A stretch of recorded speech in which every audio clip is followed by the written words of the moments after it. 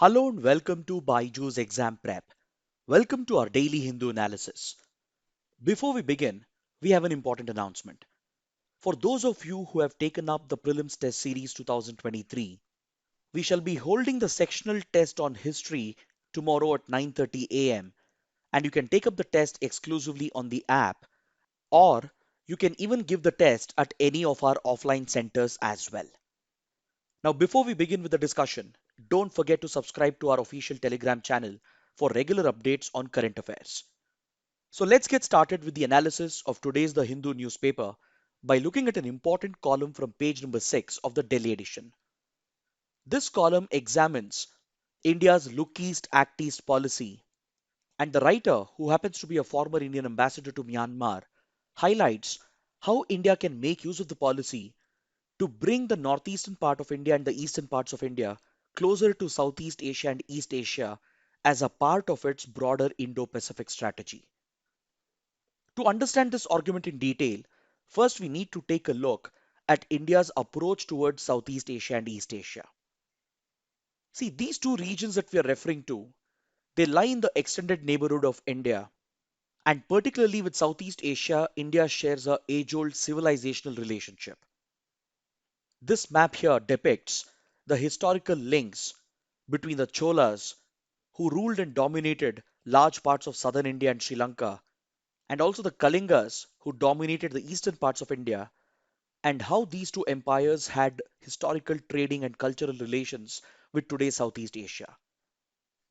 So, historically, various Indian kingdoms have extended their influence deep into Southeast Asia, stretching all the way from Indonesia, going up to China, by not just establishing their economic dominance near the strategic Strait of Malacca and the South China Sea, but also by establishing their military dominance, which helped them conquer territories over here and also establish favorable trading relations with the Song dynasty of China.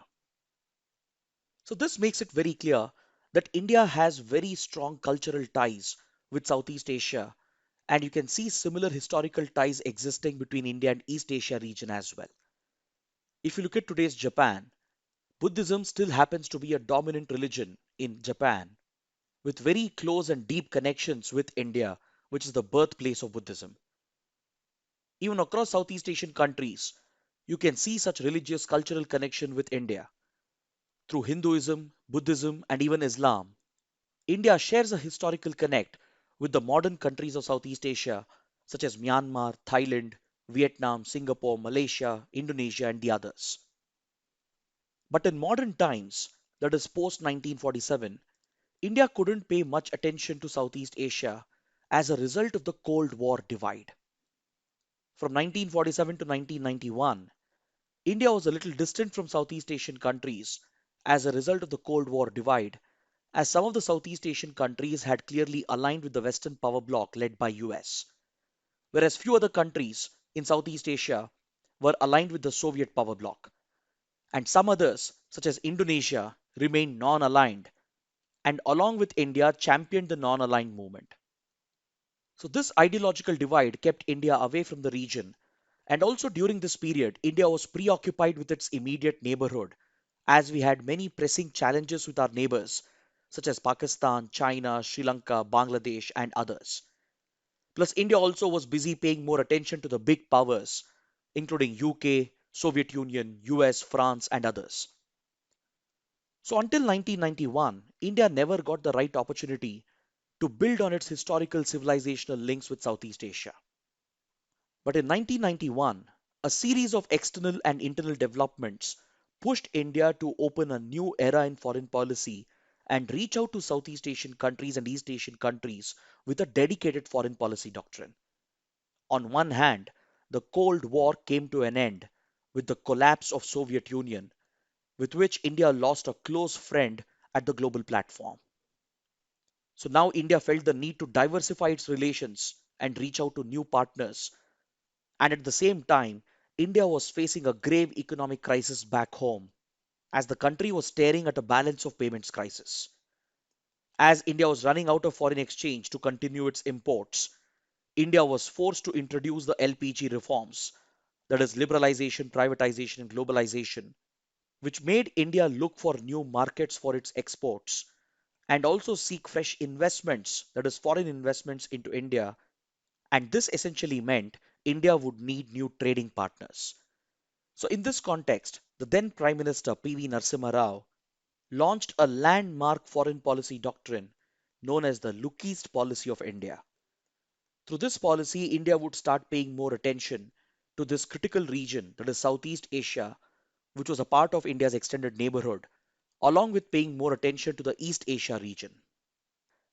So, as a part of this approach, India reached out to the ASEAN group, or the Association of Southeast Asian Nations, which represented the Southeast Asian countries such as Myanmar, Laos, Vietnam, Thailand, Cambodia, Singapore, Indonesia, Malaysia, Philippines, and Brunei. India started working very closely with the ASEAN group, and by 2002, India had even established an annual India ASEAN summit. ASEAN welcomed India as a dialogue partner and started regularly interacting with India. And in 2003, they even established a framework to negotiate and work out a free trade agreement. This free trade agreement was realized in 2009-2010, and the first trade agreement in goods was signed in 2009, which became operational in 2010. Later in 2015, they signed the trade agreement covering services and investments as well, and this saw a massive boom in the economic relations between India and Southeast Asian countries. Parallelly, India had even signed standalone FTAs with Malaysia and Japan as well, while trying to focus on building military and strategic relations and as well as cultural relations and connectivity. But under Luki's policy, India was more focused on building economic ties, but much attention wasn't paid to military, defense, and strategic relations. Even though Luki's policy was seen as a big success for India, there were still a few shortcomings which India wanted to address because, especially under Look East, India made a lot of plans and proposals, especially to execute connectivity projects, but unfortunately couldn't complete many of these projects on time. For example, we took up the India Myanmar Thailand Trilateral Highway project. Then we took up the Kaladan multimodal project with Myanmar. But these critical projects couldn't be executed on time. Until date, these projects remain pending. And as a result, the Modi government in 2014 was pushed to upgrade the Look East policy to the Act East policy in order to provide a fresh direction to the approach of India towards this region and correct the mistakes of the Look East policy. Under the Act East policy, there has been greater focus from India on not just building and further promoting the economic relations, but also on fixing the problems with these free trade agreements.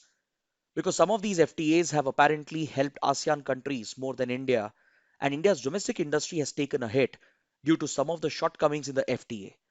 So, India would like to be more aggressive in these trade negotiations while building stronger defense and military ties, and while completing these connectivity projects, along with focusing on cultural ties and people to people relations.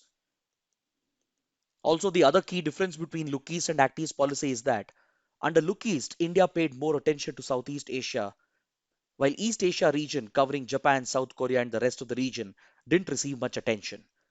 So under Act East, India wants to pay equal attention to Southeast Asia and East Asia region, and it's also focusing on the Far East region as well. So this combined with the Sagar doctrine of India constitutes the broader Indo-Pacific strategy through which India is not just trying to cement its relations with all the key powers of the Indo-Pacific, but it is also trying to actively counter the rising presence and aggression of China across the Indo-Pacific. Through the Saga Doctrine, the Modi government has promoted security and growth for all in the region, with primary focus being on the Indian Ocean countries located in South Asia, in East Africa, and as well as in West Asia and Southeast Asia.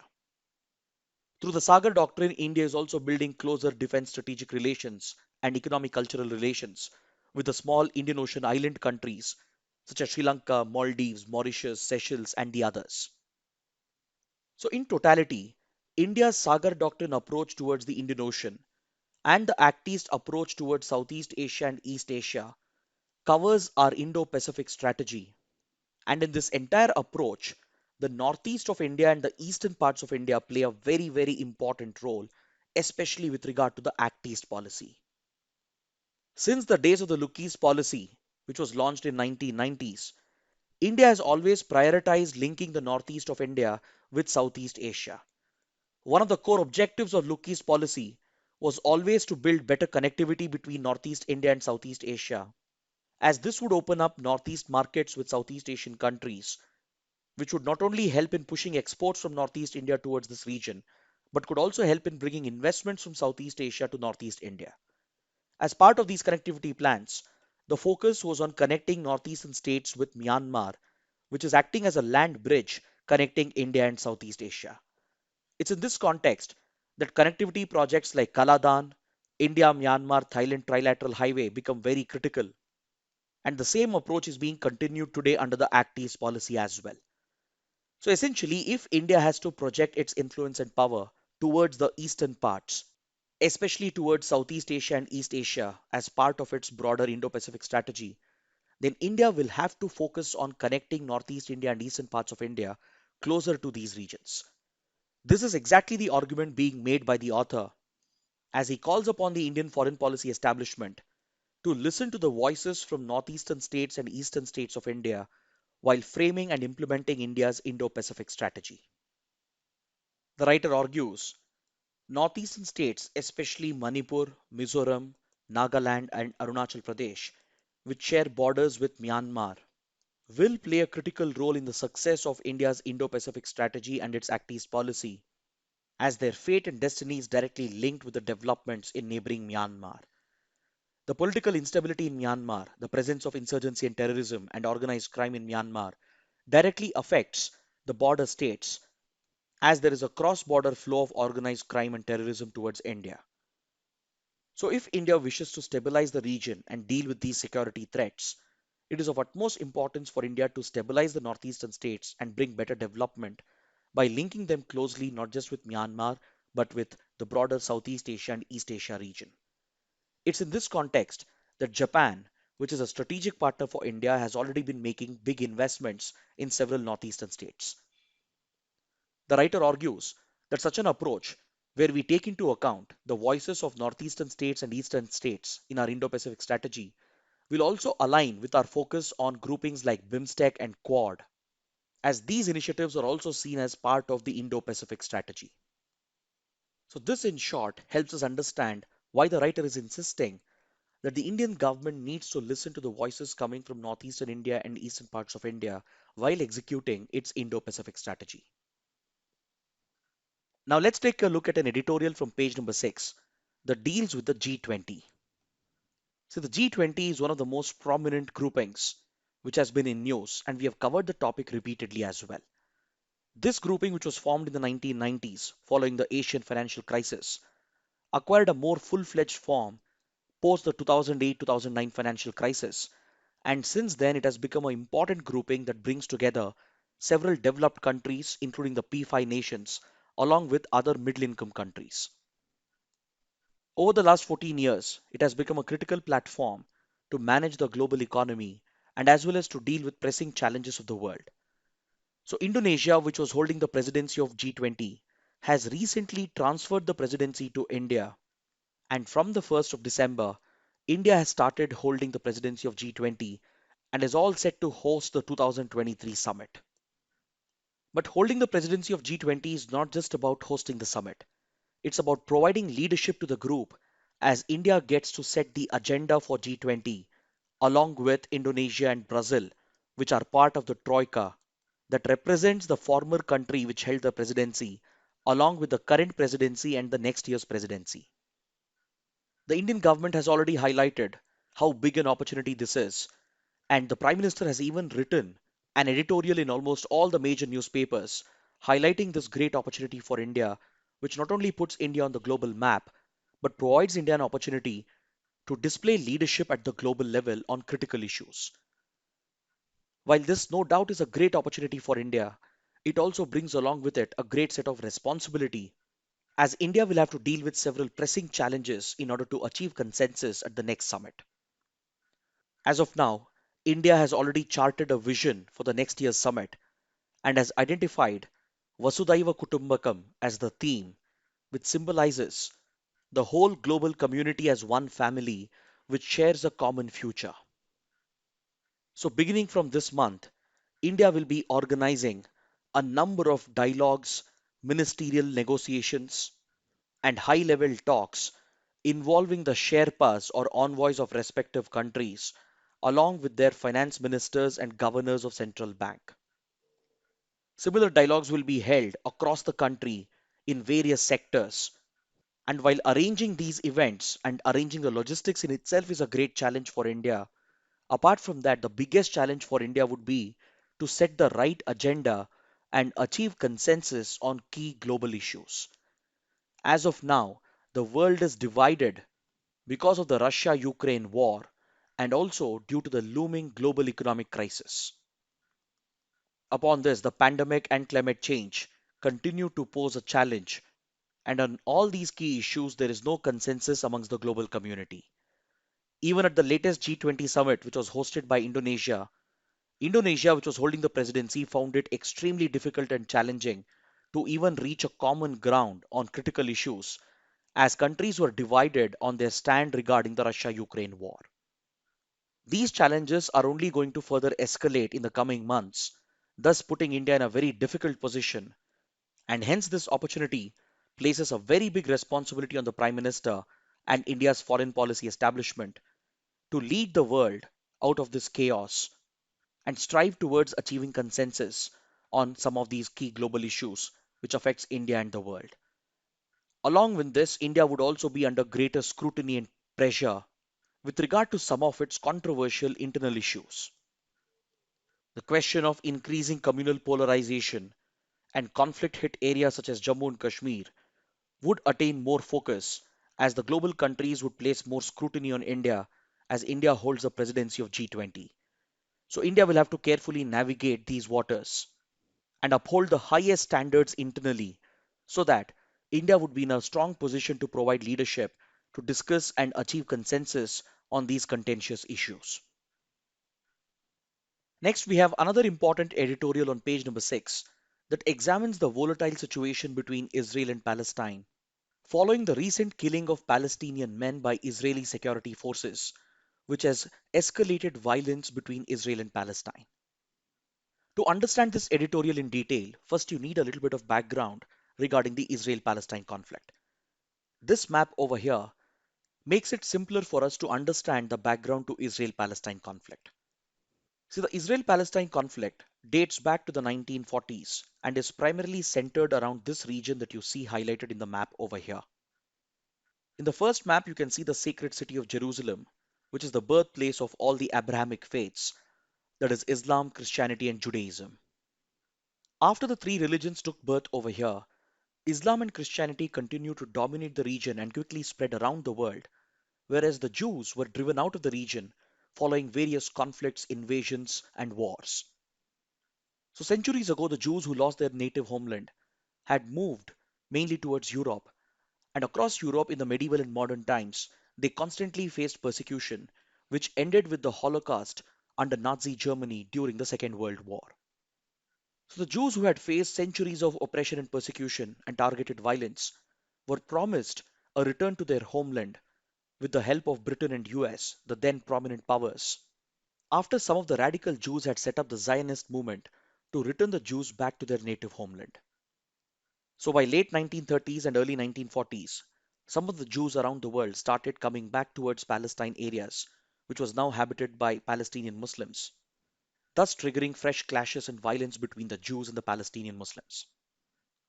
In the midst of this escalating violence, the newly formed international organization, the United Nations, intervened and worked out a two-state solution that provided for the creation of a Jewish state and a Palestinian state.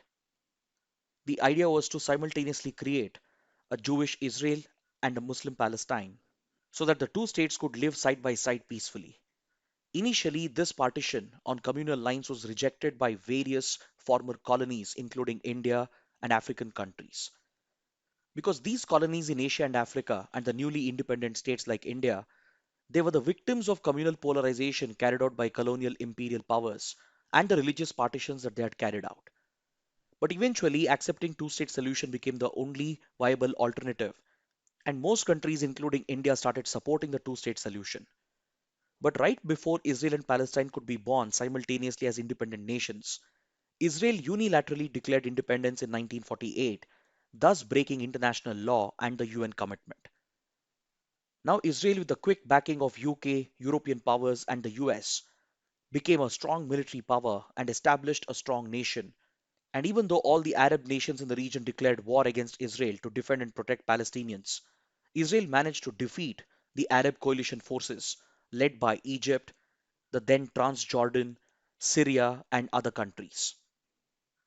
So, as you can see, Israel quickly expanded its territory and diminished Palestinian territories to small pockets by the end of the 1948 war. Now, Palestine was limited to this small strip over here, the Gaza Strip, that faces the Mediterranean, and West Bank area over here surrounding Jerusalem. So, essentially, the way in which Israel was formed never gave an opportunity for Palestinians to form their own country. And with the backing of other Arab nations, Palestinians even resorted to extremism, radicalism, and terrorism in order to fight for their rights against Israel. Israel continued stepping up its attacks against Palestinians and the other neighboring states which were backing the Palestinian Intifada. This led to another war in the 1960s called the Six-Day War, which again involved Israel and a coalition of Arab nations fighting on behalf of Palestine. Israel again emerged victorious and managed to occupy large territories from Egypt and Syria, which gave Israel an upper hand over its neighbors, which it used to force Egypt and Jordan to accept peace and abandon supporting the Palestinian groups. And the Palestinian Liberation Organization, which was leading a violent extremist movement against Israel, was forced to negotiate with Israel and a peace accord was signed, which is popularly referred to as the Oslo Peace Accords. With this, the PLO surrendered and ended its war against Israel, and it was recognized as the legitimate political representative and the authority of Palestinians, and it formed the Palestinian Authority, which today governs Palestine from West Bank. The Palestine Authority is led by a political outfit called the Fatah, whereas another radical Palestinian outfit called the Hamas made Gaza Strip its base and headquarters and continues to rule Gaza Strip and launch terror attacks from Gaza Strip against Israel. Hamas is considered to be backed by other Shia powers in the region such as Syria and Iran as a part of their geopolitical rivalry against Israel. In West Bank as well, few militant organizations and terror groups have formed, which continue leading attacks against Israel. In retaliation for these attacks, Israel is known to use disproportionate force against Palestinian territories, launching major airstrikes and missile strikes, which leads to the death of hundreds of Palestinian civilians, thus leading to accusations against Israel of committing human rights violations. So this essentially has become an everlasting conflict, with Hamas from Gaza Strip carrying out repeated attacks every now and then, and new outfits taking shape in West Bank, such as Lion's Den, have started mounting fresh attacks against Israel. Israel continues to rely on its tactics of using disproportionate force and not providing any concessions in negotiations. And parallelly, the moderate Palestinian Authority has weakened, thereby giving space to more radical extremist groups, which is feeding a vicious cycle of violence between Israel and Palestine. In the last couple of decades, Israeli society has become deeply polarized on religious lines, and the far right Jews, the ultra Orthodox Jews, have gained ground, who are pushing for very conservative and authoritarian policies against Palestinians.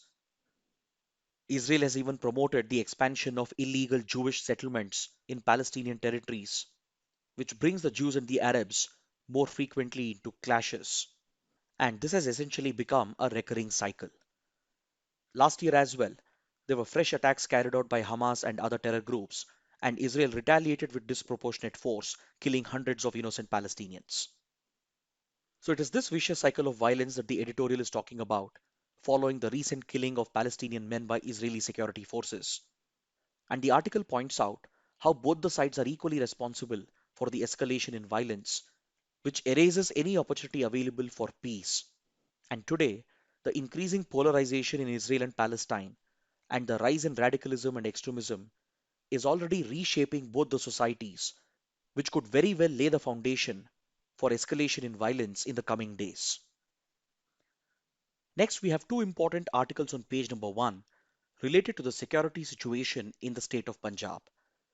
This article here states that the National Investigation Agency has arrested the Ludhiana court blast accused at Delhi airport. The accused in this terror attack is linked with a terror outfit called ISYF, the International Sikh Youth Federation, which is based out of Pakistan and is part of the larger Khalistan movement. This wanted terrorist was hiding in Malaysia where he had found a safe haven, apparently with the backing of Pakistan's ISI, which is Pakistan's external intelligence agency. The other article here refers to a gangster based out of Canada with links to Khalistan movement, who apparently has been arrested in the US for the assassination of a popular singer, Sidhu Moosewala. These developments give us an opportunity to talk about the security situation in Punjab. So the 1980s was the most brutal decade for Punjab when terrorism escalated due to the direct support that Khalistan terror outfits received from neighboring Pakistan. Back then, Pakistan's ISI played a direct role in supporting various Khalistan terror outfits, including International Sikh Youth Federation, Babar Khalsa International, Khalistan Commando Force, Khalistan Zindabad Force, and the others. Along with supplying funds, weapons, and training to Khalistan terror outfits, Pakistan also supplied drugs, got them involved in organized crime, and formed a direct connection between trafficking, smuggling, terrorism, etc. During this decade, when Khalistan terrorism posed the biggest security threat for India, many of these terror outfits and wanted terrorists, they were not only operating out of Punjab and targeting India, but were also basing themselves out of Pakistan and seeking support within the Sikh diaspora abroad, especially in Western countries such as US, Canada, UK, Italy, other European countries such as France, Germany, etc.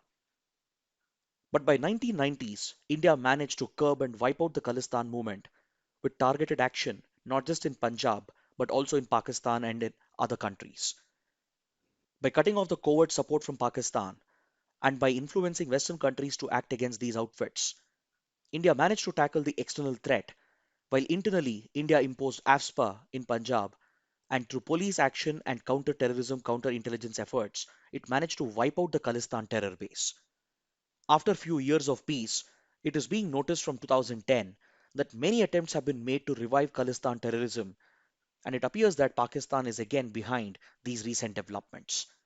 You again see the same combination at work, where there is a mixing of drugs, organized criminals and their gangs leading criminal operations, which eventually helps in funding their radical terror activities, again reportedly with the backing of Pakistan. Over the last few years, there has been a renewed attempt to revive the Khalistan movement, and along with this, we are also seeing active online propaganda, especially on social media, pushing for a so called Khalistan referendum as well.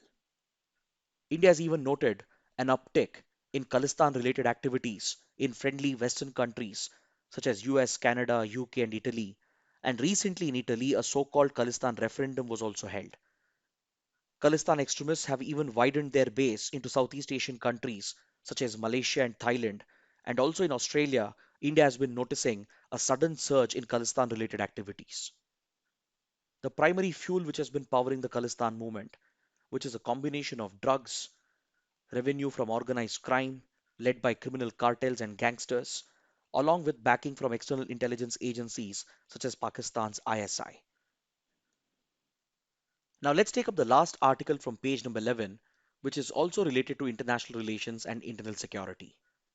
The United States has named an unit of Al Qaeda and the Pakistan Taliban as terror groups and has designated members of these organizations as global terrorists. The US has primarily targeted an Al Qaeda branch known as Al Qaeda in the Indian subcontinent, which was seen as a threat for India as well, and has proscribed the group as a global terror group, and specific leaders of the outfit have been designated as global terrorists by the US. Along with this, the US has designated the TTP, the Tehreek-e-Taliban Pakistan, which primarily targets the Pakistani state itself, and it is seen to be the Pakistan branch of Taliban operating along the Afghanistan-Pakistan border. So these two terror groups operating around Afghanistan have been targeted by the US and they have been proscribed as global terror organizations. And the top leaders of these groups have been specifically listed as global terrorists. So this move by the US will lead to US sanctions against these individuals and groups. And as a result, all their financial assets and financial resources, which are subjected to US jurisdiction, will be frozen with immediate effect, thus crippling their finances. And these sanctions will also prohibit all Americans from engaging in any form or in any way with these terrorists and terror groups. Now let's take a look at the mains practice questions. The first question: in implementing India's Indo-Pacific strategy, voices from the northeast and the eastern parts of the country must be heard. Discuss. The second question: G20 presidency presents India a great opportunity and an equally big responsibility.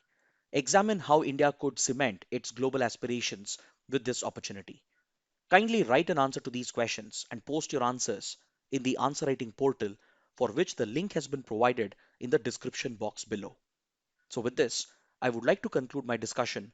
And if you found the initiative to be helpful, do support us by liking the video, share it with other aspirants, and don't forget to subscribe to our channel. Thanks for watching.